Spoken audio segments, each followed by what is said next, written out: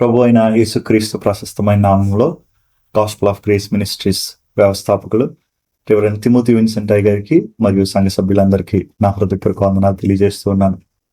దేవాది దేవుడు గడిచిన కాలమంతయు మనల్ని కాచి కాపాడి 2024 సంవత్సరము చివరి నెల అయిన డిసెంబర్లో మనల్ని స్థిరపరిచిన విధానాన్ని బట్టి ఆయనకి కోట్లాది స్తోత్రములు.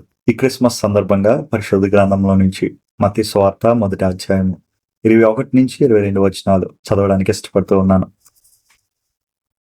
ఆమె యొక్క కుమారుని కనును, తన ప్రజలను వారి పాపముల నుండి ఆయనే రక్షించును గనుక ఆయనకు యేసు అని పేరు పెట్టెదవనెను. ఇదిగో, కన్యక గర్భవతి అయి కుమారుని కనును, ఆయనకు ఇమ్మానుయేలు అని పేరు పెట్టెదరు. దేవుడు తన పరిశుద్ధ వాక్యాన్ని మనలో స్థిరపరచునుగాక.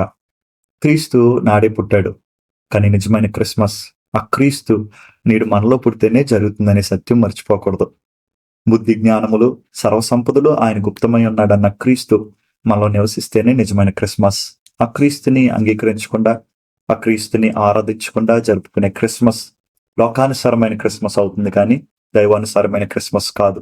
కాబట్టి ఆ క్రీస్తుని మనపూర్వకంగా అంగీకరించి పట్టుదలతో ఆయన వైపు తిరిగి నిజమైన క్రిస్మస్ జరుపుకోవాల్సిందిగా వేడుకుంటూ ఉన్నాను.